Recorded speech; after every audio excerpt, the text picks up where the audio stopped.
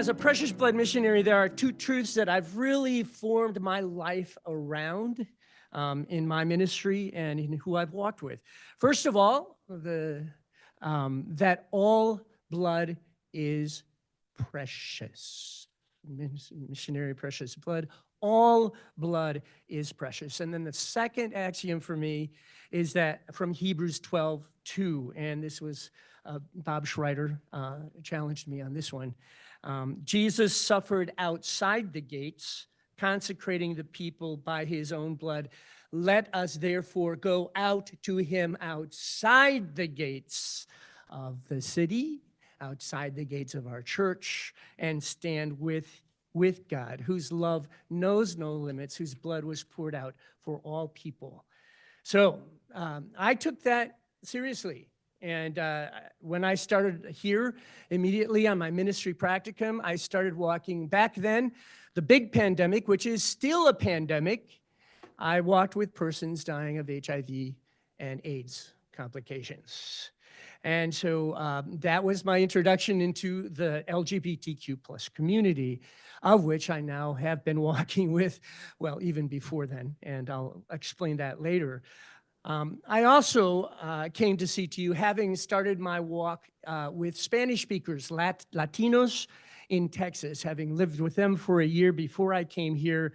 And I continued to walk with Latino immigrants as of this day and age. So you bring LGBTQ plus and you bring Latinos together, and I'm there. I'm there in the midst.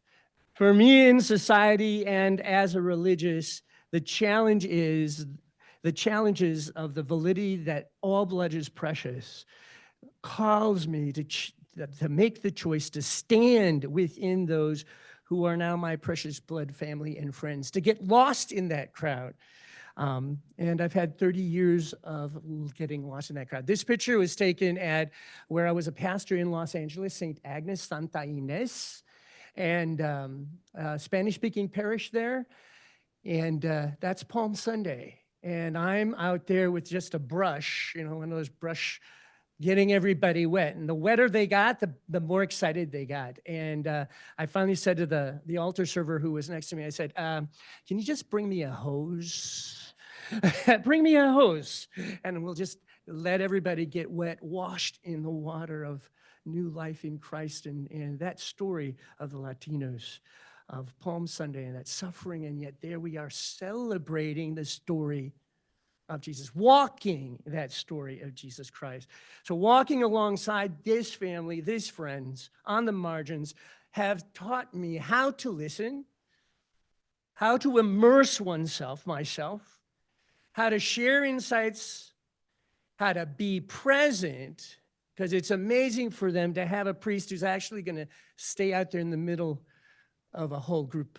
To give you, there's 3,000 people there. You're only seeing a few. There are 3,000 people in that parking lot that day. We had mass outside. And so to be able to share and walk with people who offer so much life, and yet I'm invited to share life with them. These relationships, these encounters have been very transformative. I hope for them.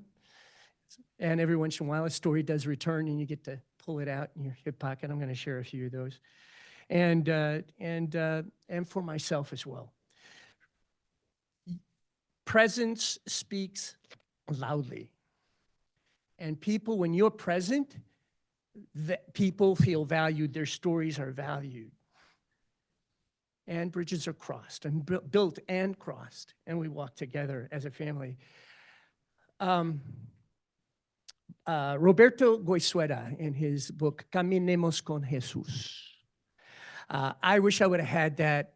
I wish I would have had him when I was here. His book came out a year after I graduated from here. So, but when I was introduced to him, he speaks, he quotes Antonio Machado, Caminante, son tus huellas el camino y nada más. Caminante, no hay camino. Se hace camino al andar. Basically, traveler, seeker, walker. When you're walking, it's your footprints you're seeing when you look back, but there is no other path to walk other than the one you make, is what Antonio Machado is saying. And then Goizueta goes on to share, that with the Latino community, we walk with Jesus, caminemos con Jesus, which is the title of the book I'm referencing for Roberto Goizueta. Caminantos juntos, we caminemos juntos, let us walk together. And so this picture is an important picture because they live the larger story of the story of Jesus Christ in their lives, from suffering, death. They tend to focus a lot more on Good Friday. And that's a powerful day, Good Friday. But we walk, I think the important thing is we walk together. We walk together, multitudes. And they're receiving holy water droplets that are calling them to move on from that place and literally go out into their lives carrying their branches and witnessing to the love of God. That's what they've given to me.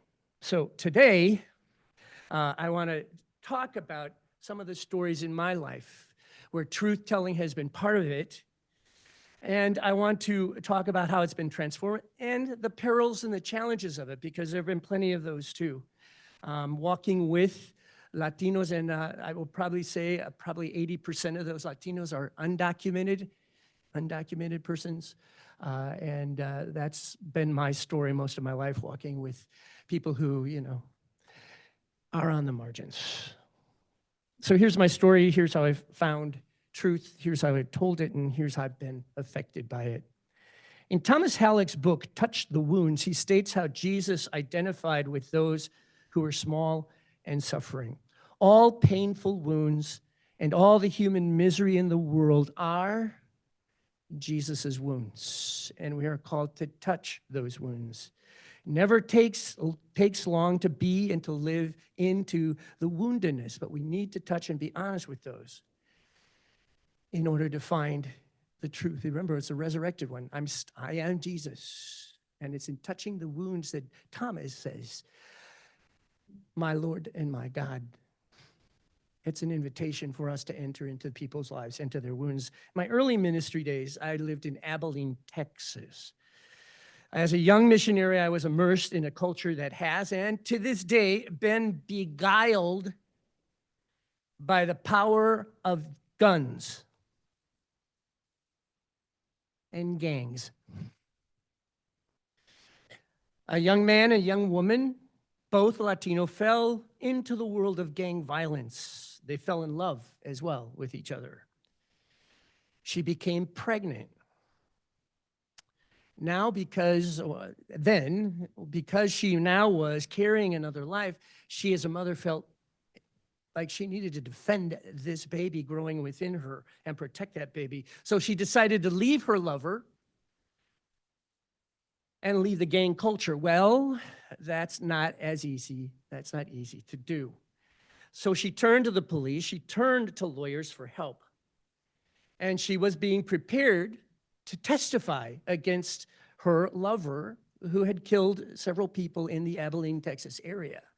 Well, the morning before she was to testify, and I was a pastoral associate here at this time, her lover, she was being visited by 4 of her female friends, and her lover shows up and slaughters all of them. Slaughters them.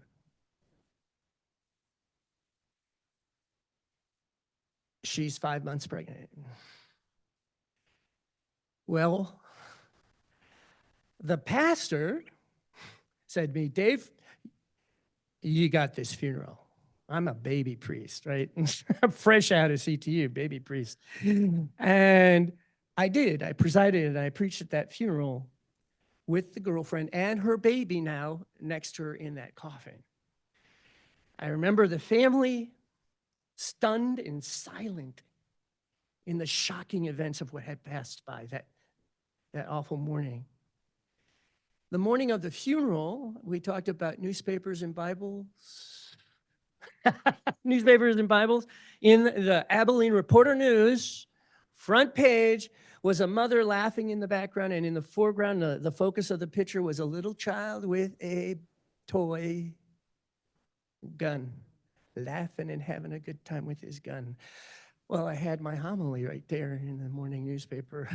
I was like, and I also lived with a priest who in Missioner's book, Texas. Was it John Missioner? Robert Missioner?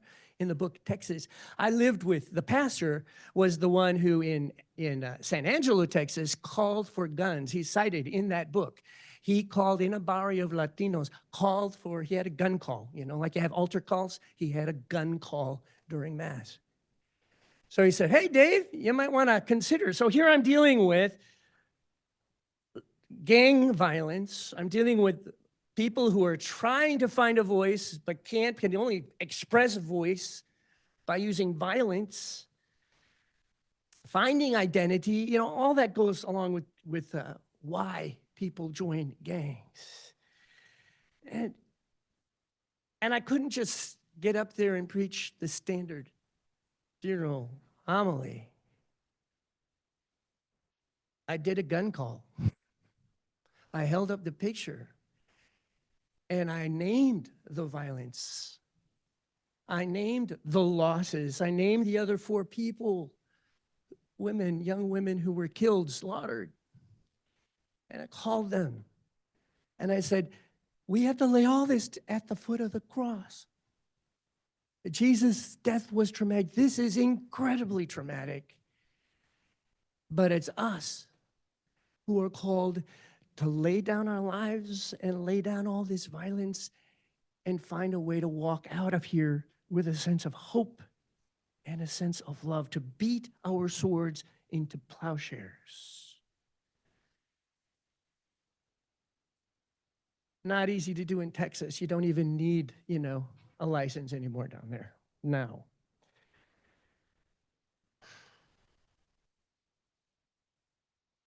I said, let Natalie and her babies and her friends' lives be this moment for us to name the evil in our midst, the violence and our beguilement with our playing with violence, foster an opportunity for us to go forth from here, to be at peace with each other, to find the power of God's love, to be able to heal and to move on, to learn to love God, love our neighbors, and love our enemies.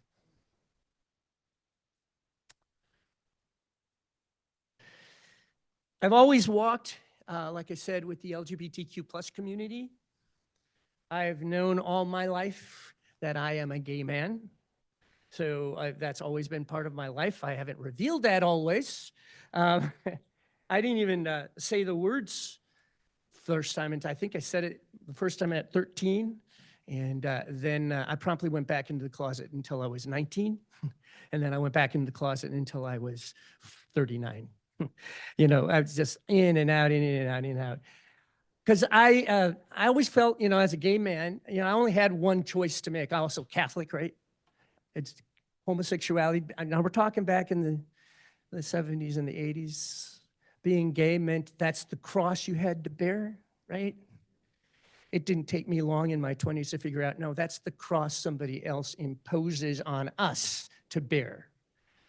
That who we are as human beings is holy and sacred.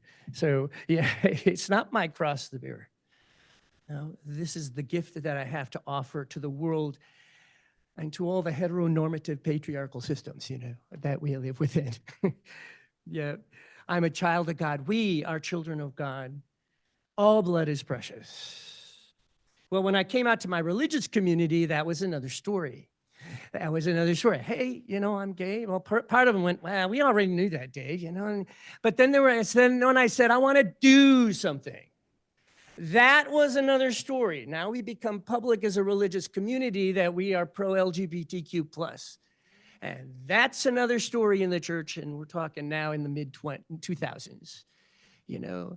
And it was a couple of 10 years after the 1986 legislative proposals that, against dignity and all that, then Cardinal Ratzinger proposed to the church. And when dignity got kicked out, dignity being a Catholic organization of LGBTQ plus. Yep, and then got kicked out. Okay, so, but that was a powerful moment. That was a powerful moment in the religious community, in my religious community, because, and we had our guys stand up, no, we can't do this, we can't do this, but yet there was enough of a majority to say yes.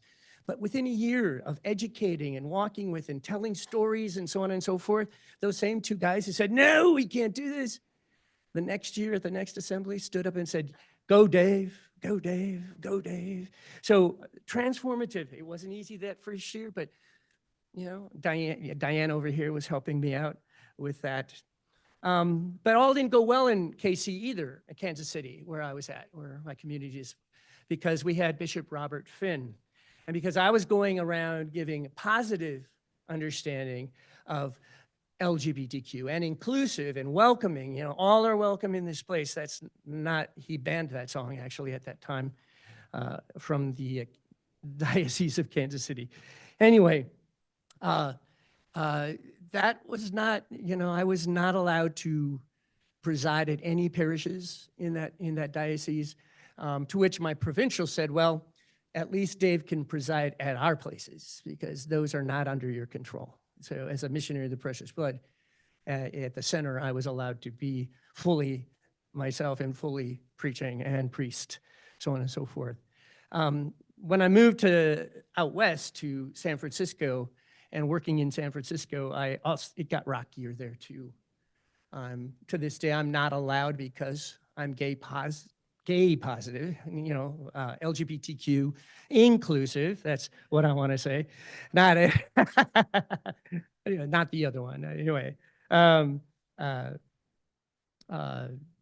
so yeah, I'm not allowed to preside over in the San Francisco diocese. However, I do have, luckily, the bishop over in Oakland allows me to preside over there, and I have faculties there. These are the issues that we deal with when we come out, or we have to put a public face on things, on those realities. But despite being penalized, I then had the opportunity. So this is a young adult group. I have 2 young adult groups. This is one of my young adult groups, LGBTQ. And what we do when we get together and we share around a table and we just eat together and then we start talking theology, kind of what we're doing today. We just finished a meal. So anyway, I had the opportunity then to move to Los Angeles and start working with Latinos, a Latino parish in St. Agnes, as I said. And upon my arrival as their pastor, it took a whole 2.5 years for me to be named pastor administrator, even though right at the beginning, my provincial sent a letter saying, he's to be the pastor. It took 2.5 years. I had to call them and say, how come it's taken 2.5 years for you to install me as pastor? And then I find out, well, the Archdiocese of San Francisco had deep-seated concerns about me, but they would not tell the diocese what those deep-seated concerns were. Nothing, silence.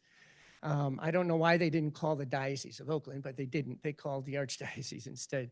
So the vicar clergy, I remember it, Monsignor Lorenzo looks at me and says, Dave, do you know why they would have deep-seated concerns? I said, no.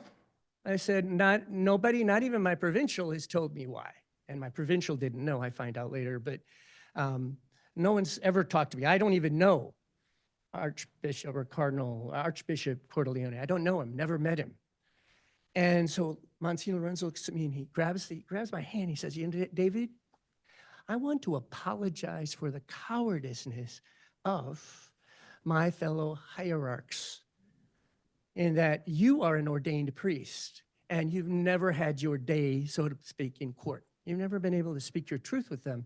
And they have made these decisions about you without you ever knowing why. So he apologized. A moment of reconciliation. It brought tears to my eyes, but it was really a true reconciliation for me that there is justice and integrity if you just keep being who you are, as we're talking about. You're out there. And in my experience at St. Agnes, you know, here I am confronting the mayor at the time, Garcetti, but being at St. Agnes, I inherited a whole host of social justice work that my predecessors had done. And in within just a couple of days, I could call together 500 to 1,000 Latinos. Latinos like to go and protest.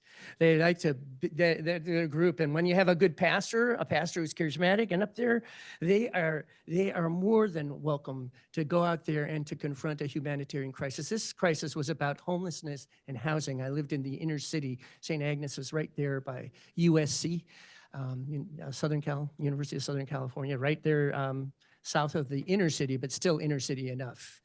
And so it was a real issue because many of my parishioners were being kicked out of apartments and so on and so forth, trying to deal with this whole issue of housing, rental costs and so on and so forth.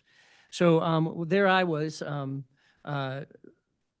stretching myself. This community had taught me how to stretch myself and to, they were at City Hall,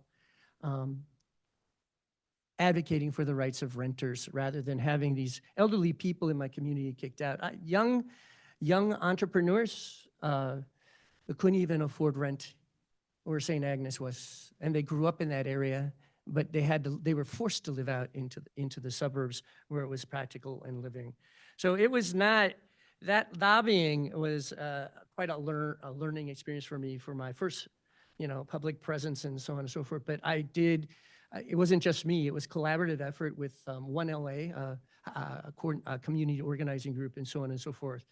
But basically I liked One LA a lot because it was now we call it synodality, where we bring people together and from the roots up, we listen and we start building a coalition and then we confront and stand together, trying to build bridges with those who have power in the world around us. It was quite an experience and quite a wonderful opportunity to see how the parishioners, the Latinos, when we learned that we all walk together, caminemos juntos con Jesús, and when that has a mixed meaning, where's Jesus? Where's the risen one? In the people we walk with, in the people that surround us, and yet each of us individually walk with Jesus. And are called to build bridges. In my conclusion, my journey as a precious blood priest has been one of the most profound transformation and unwavering commitments to social justice and of learning the whole concept, as Pope Francis talks about, acompañamiento, how to accompany people. And you talked about that, accompany, acknowledge the situation, and then make a choice to do something about it. And yet, as a priest, to ritualize that. From walking alongside the LGBTQ plus community to being part of it, to walking with my Latino family, immigrants, to advocating for housing practices and supporting the homeless. My ministry has guided me by the belief that all blood is precious and that God's love knows no limits. God's love, all blood is precious. Through listening and accompaniment, walking together, immersing ourselves, sharing our insights, walking together. We together, can foster a world of peace, a world of justice, a world that is steeped in love, where every individual is recognized and cherished as a precious child of God. Amen.